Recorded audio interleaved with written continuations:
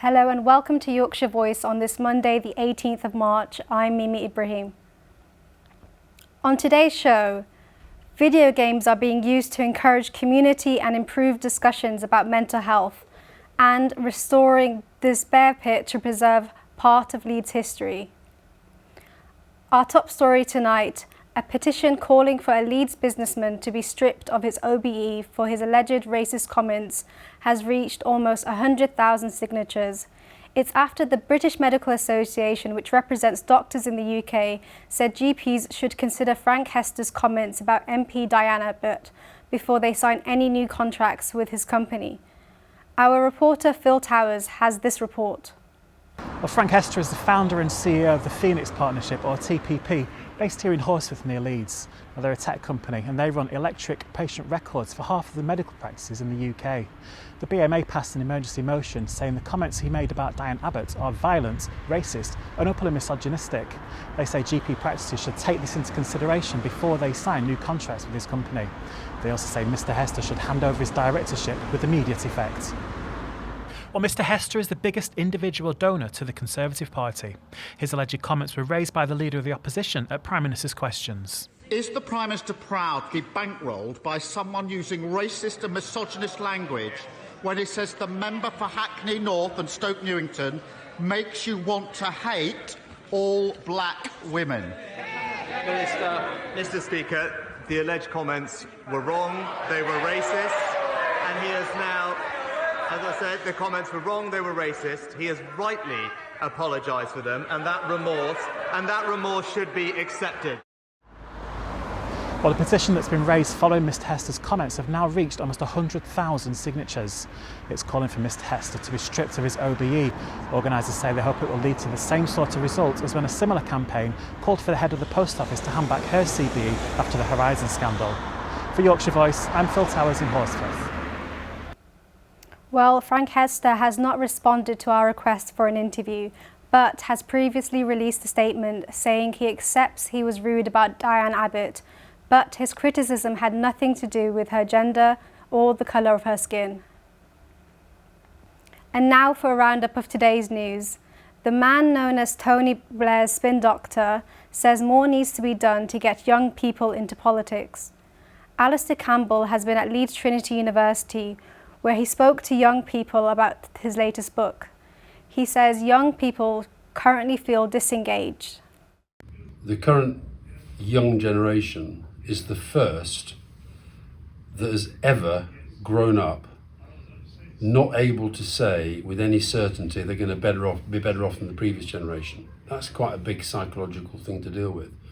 And I think that comes through in housing, I think it comes through in wages, I think it comes through in some of the expectations they have for their own lives. The three most important letters in the word activism are the first three: act, do stuff, be engaged, which might be about protest, but I think it's also about how do you engage in the battle of ideas, which is what ultimately politics is always about.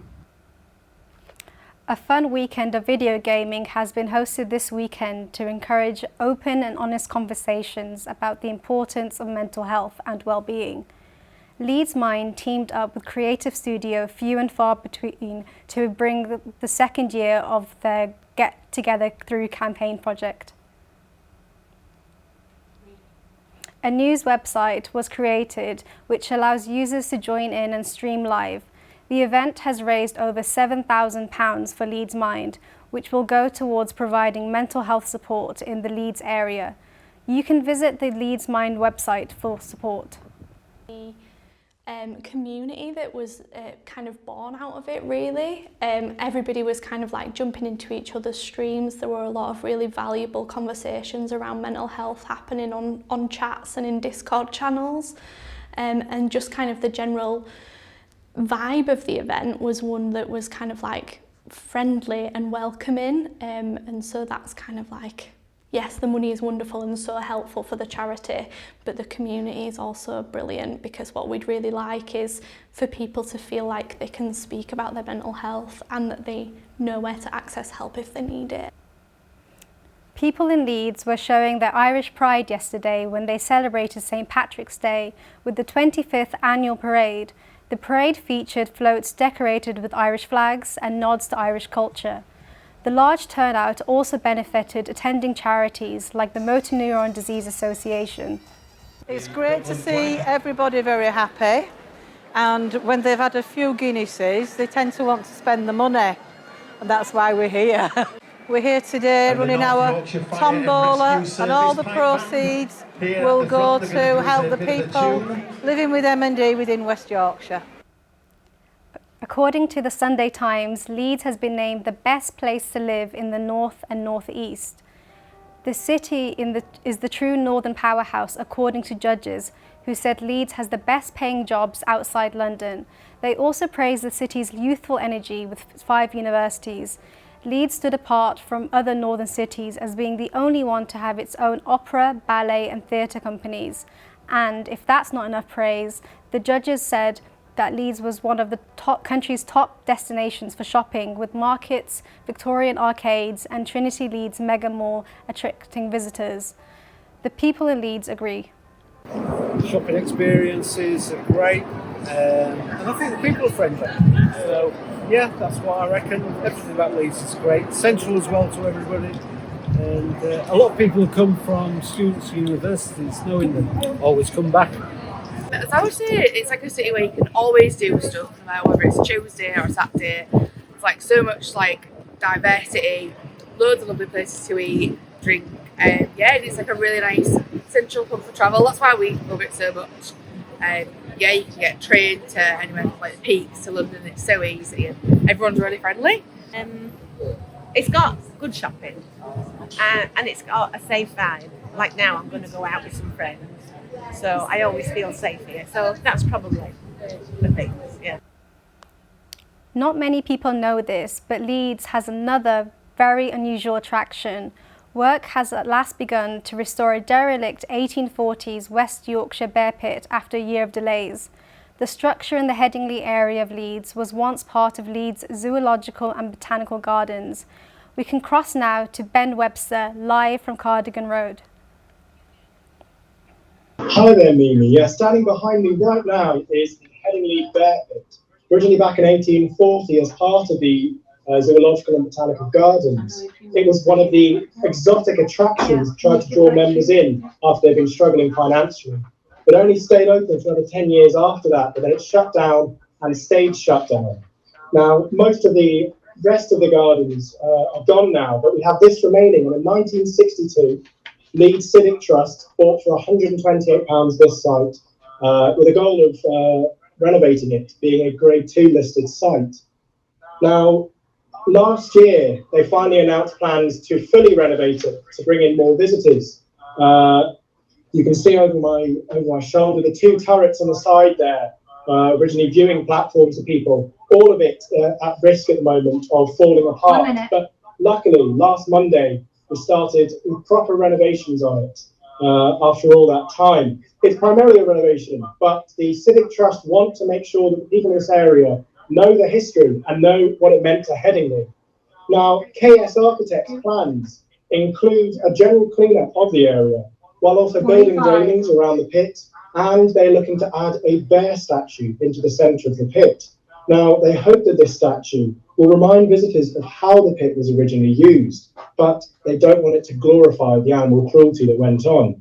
30. Now, the building work thus far has included scouting out the site and preparing materials, but I've been told that tomorrow 20. They're going to bring in some heavy machinery vehicles and start really working on building the site. Now, they 15. hope that the site will bring in more people, but they don't expect to be open all the time. So in about 10 weeks, when they're 9, expected to finish, 7, they're hoping for people 6, to come by, 5, take a look and 4, see the site here. 3, Back to you, 2, Mimi. 1. Thanks, Ben. And now from bears to beer.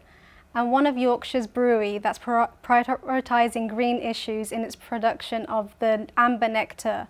Our reporter Mark McEwen has been out to Harrogate to get a taste of this approach to sustainability. Beer. Perhaps as ubiquitous in Yorkshire as its famous tea. But unlike that hot brew, the ingredients of this cold brew can mostly be grown in the county. Harrogate's Cold Bath Brewing Company has incorporated sustainability into its business model in a myriad of ways, particularly by using the economy of scale both in their microbrewery and in the brew farm that supplies the majority of their locally grown ingredients. So the sustainability model for Coldbath works in a couple of ways. We have small batch brewing on site in the venues where we hone our recipes and develop them with a great R&D point to the customers here in Harrogate. We then go and take those recipes themselves onto a 600-acre farm. It's got its own water aquifer, it's wind powered, the spent grain from the brew feeds the neighbouring cattle. There's a whole circuitous ecosystem going on within the business model. This sustainable approach goes beyond the production of the amber liquid itself. But yes, so we've repurposed a lot of our furniture in-house. So we've got pallet walls, furniture made out of old beer barrels that we've previously used to get the beers, chairs made from the same style, everything from tables made out of beer crates as well, to make sure we're reusing what we have available to us.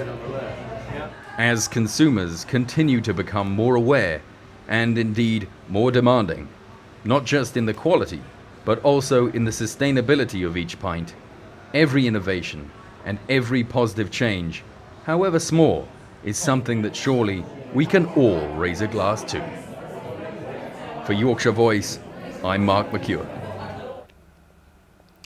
Now, it's been a busy weekend of sport around the region, so let's get all the latest from our sports correspondent, Rowan O'Connell, over at the sports desk. Thank you, Mimi. Yeah, completely has been a very busy weekend, especially if you're a Leeds United fan, because they got top of the Championship for the first time this season. They got a 2-0 victory over Millwall with goals from Willie Notto and Dan James, with Jorginho Ruta assisting both. Leicester City do have a game in hand, but with the international break, Leeds will stay at the top of the table for another week and keep their unbeaten 2024 start in the league. Elsewhere in the Championship, Sheffield Wednesday were thumped 6-0 away to Ipswich, while in the Yorkshire derby, Rotherham were held to a 0-0 draw at home to Huddersfield, as both sides still sit in the relegation spots. In League 1 and 2, Barnsley and Harrogate both drew to Cheltenham and Barrow respectively. Doncaster widened their gap to the relegation zone with a 2-1 win over Swindon. Also, Bradford City were embarrassed at home by league leaders Mansfield, losing 5-1, conceding 3 goals within the first 18 minutes. In rugby league news, Leeds Rhinos fell short to St Helens after leading at half-time, only to lose 18-8. Hull KR knocked off Huddersfield Giants 24-12 with 2 tries from Peter Haiku. Castleford Tigers were thrashed 40-14 by French side Catalan Dragons, and Hull FC put up a scoreless second half against Lee Leopards as the Manchester side dominated Hull in a 54-4 finish.